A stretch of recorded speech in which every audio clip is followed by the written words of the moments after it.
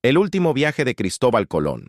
Huracanes, naufragios y un año bajo la sombra de la luna. ¿Sabías que el cuarto y último viaje de Cristóbal Colón estuvo marcado por huracanes que partían los mástiles como si fueran ramas, naufragios que lo dejaron varado en Jamaica, y casi un año de cautiverio sin barrotes, sostenido solo por su ingenio y por un eclipse lunar? Esta es la historia épica y amarga de la última expedición del hombre que abrió una puerta y cambió para siempre el mapa del mundo. El mundo de 1502. Un explorador contra el tiempo. El año es 1502. Han pasado muchos años desde aquella travesía que encendió el imaginario de Europa. Los puertos bullían con rumores. Mapas nuevos se dibujaban con manos temblorosas. Y la palabra Indias ya no era un horizonte difuso, sino una promesa concreta de riquezas, conversos y territorios. El mundo había cambiado, pero también había cambiado Colón. Ya envejecido, con el cuerpo castigado y la reputación golpeada por intrigas, procesos y enemistades en la corte, el almirante se negaba a aceptar el final de su epopeya. Muchos lo consideraban anticuado. Un marino audaz, sí, pero torpe como administrador y demasiado rígido en su creencia de haber llegado a Asia. Sus detractores lo daban por terminado, y sin embargo en su interior ardía una llama que no reconocía calendarios. La convicción de que existía un paso hacia Oriente navegando al oeste, una vía secreta escondida tras las costas de un continente que aún no se asumía como tal. Para Colón, el cuarto viaje no era un capricho más. Era la última oportunidad para demostrar a los reyes católicos, Fernando y sobre todo Isabel, que su visión seguía en pie. El honor, el legado, la memoria, todo estaba en juego. La armada era modesta, pero rebosaba simbolismo. 4 navíos, cada uno con una historia y un carácter. La nao capitana, más robusta, donde Colón instalaría su centro de mando, trono flotante del almirante en los mares inciertos. La Santiago de Palos, compañera fiel, con marineros templados y líneas firmes que inspiraban confianza. La Gallega, carabela resistente, pensada para soportar mares duros, como una mula de mar que no se rinde. La Vizcaína, veloz y confiable, de factura vasca, capaz de bailar con el viento en las crestas de las olas. A simple vista eran madera, lona y brea. Para Colón, sin embargo, eran la síntesis de una vida. Glorias y naufragios, descubrimientos y heridas, promesas y cuentas pendientes con el destino. El escenario de la partida fue Cádiz, puerto vivo del sur de España. Las callejuelas rezumaban sal y voces. Curiosos se agolpaban para ver al viejo genovés. Unos lo miraban con devoción, otros con escepticismo casi divertido. Su tiempo pasó, murmuraban. Vendrán otros más jóvenes con mapas mejores y brújulas más finas. Colón subió a bordo erguido, aunque los dolores lo perseguían como perros fieles. Impuso silencio. Su figura no era la del héroe triunfal de las crónicas. Era la de un hombre obstinado que no acepta que la historia lo cierre antes de tiempo. La tripulación rezó, se izaron velas. La brisa del Atlántico infló los paños y las amarras chasquearon como látigos. El rumor del agua contra los cascos se mezcló con oraciones por buen tiempo y viajes breves. Colón miró el horizonte. Sus ojos cansados aún guardaban ese brillo peligroso y hermoso de quien persigue lo imposible. España quedaba atrás, con su rumor de intrigas, ambiciones y sospechas.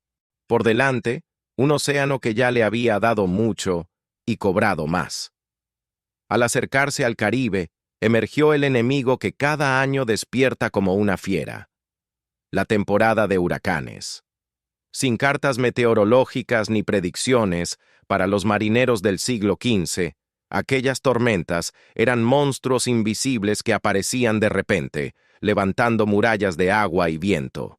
Las olas se alzaban como montañas que se movían, golpeando con toda la fuerza de un mundo líquido. Las carabelas crujían, sus costillas de madera parecían protestar. Los mástiles se doblaban a punto de quebrarse, las velas se desgarraban, y las cuerdas reventaban como si tuvieran vida. Hombres volaban por la cubierta y se aferraban a lo que fuera. La nao capitana, más pesada, daba la sensación de estar siempre a un suspiro de hundirse. Colón, enfermo y agotado, se negaba a ceder. Desde la popa, bajo una lluvia que parecía de agujas, observaba el cielo, calculando el pulso del viento. Su silueta, recortada por relámpagos blancos, tenía algo de desafío a los dioses del mar. No era imprudencia. Era la obstinación de quien entiende que, una vez elegido un camino, el único pecado es dar la vuelta. Las tormentas no fueron la única tempestad. En tierra, Colón encontró puertas cerradas, gobernadores que lo detestaban, rivales políticos que querían verlo fracasar, autoridades que, por celos o por cálculo, preferían mantenerlo a distancia. En Santo Domingo se le negó la entrada, con un huracán a la vista. La ironía fue brutal. Quienes ignoraron sus advertencias fueron tragados por la tormenta. Su propia flota, obligada a guarecerse como pudo, escapó por poco. Era un recordatorio de que el mar golpea, pero la ingratitud humana duele más. El viaje se volvió una cadena de pruebas, velas remendadas, mástiles rotos, cascos que tomaban agua, olor a madera empapada, sal en los labios, crujidos constantes que parecían anunciar despidos inminentes de la vida. Algunos marineros hablaban de maldición, otros de la ira divina atraída por la ambición del almirante, pero avanzaban. Cada ola vencida era un silencio de alivio. Cada amanecer sobrevivido, una muesca pequeña en el cinturón de lo imposible. Durante meses, Colón recorrió las costas de Centroamérica, Guatemala, Honduras, Nicaragua y Panamá. Buscaba un paso secreto hacia Oriente, una grieta en la geografía que confirmara su corazonada. Cada bahía, cada ensenada, cada delta era examinado como quien lee la mano del mundo. Pero el océano no regala atajos, y el tiempo, esa fuerza sin velas ni anclas, empujaba a la flota hacia su límite. La sal mordía la madera. Las corrientes, astutas, trabajaban como enemigos silenciosos. En 1503, tras golpes sucesivos, 2 carabelas quedaron arruinadas y debieron abandonarse. Las restantes, la Capitana y la Vizcaína, terminaron por sucumbir frente a Jamaica. La mar, que lo había llevado a abrir una puerta, ahora lo dejaba atrapado tras otra. En una ensenada aislada, Colón y sus hombres quedaron varados. Jamaica los recibió con el verde vibrante de sus montes y el azul infinito de un mar que de pronto se convirtió en muro. Era un cautiverio sin barrotes, pero no menos implacable. No había barcos para irse, y la supervivencia dependía de un equilibrio delicado con los pueblos nativos. Al principio, el intercambio funcionó: hierro, herramientas, pequeños objetos europeos a cambio de alimentos. Con el paso de los meses, sin embargo, surgió el cansancio, la sospecha y el desgaste. El hambre comenzó a tensar las cuerdas interiores. Entre los hombres del almirante se abrían fisuras, los fieles y los impacientes, los disciplinados y los que coqueteaban con el motín. Colón, enfermo y postrado largos periodos, parecía a veces una sombra del hombre que fue, pero justo cuando la derrota amenazaba con volverse destino, halló una rendija de luz en el cielo. Colón era estudioso de los astros, sabía que se aproximaba un eclipse lunar. Reunió a los líderes indígenas y anunció que el dios cristiano, molesto por la falta de ayuda a sus hombres, borraría la luna como señal de advertencia. Llegó la noche. La luna comenzó a oscurecerse bajo la sombra de la tierra. El asombro se transformó en temor. Para los nativos, aquel hombre parecía tener línea directa con los cielos. No era solo un navegante extranjero, era un intérprete de lo divino. Las ofrendas y los alimentos regresaron. La aura de liderazgo del genovés resurgió, no por la fuerza o la riqueza, sino por el conocimiento. Fue un triunfo amargo. Seguían atrapados, sin barcos, sin ruta de escape. Pero habían comprado tiempo, el bien más caro en el mar y en la vida. Los meses en Jamaica fueron un hilo tenso que podía romperse en cualquier momento. Fiebres, escorbuto, discusiones, esperanza que sube y baja como marea.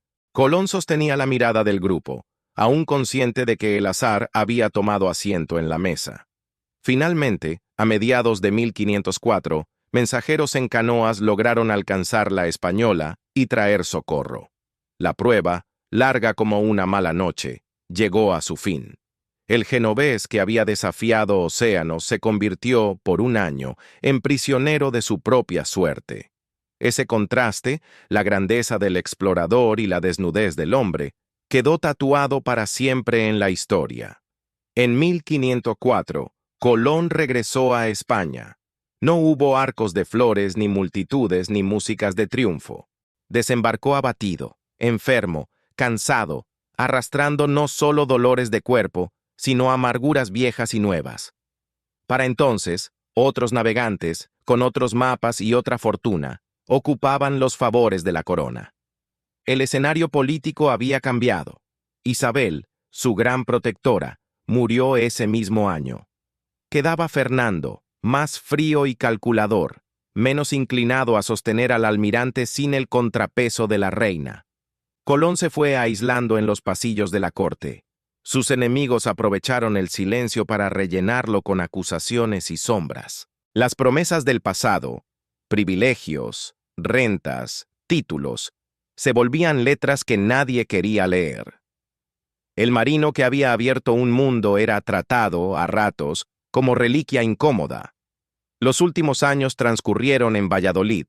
El cuerpo ya no obedecía. Artritis severa, dolores constantes, debilidad. Pero la mente seguía vibrando. Colón escribía cartas encendidas al rey Fernando, reclamando el cumplimiento de las capitulaciones de Santa Fe para él y su descendencia. No pedía solo por orgullo, pedía por la continuidad de un apellido que sentía entrelazado con la empresa que había cambiado los mapas.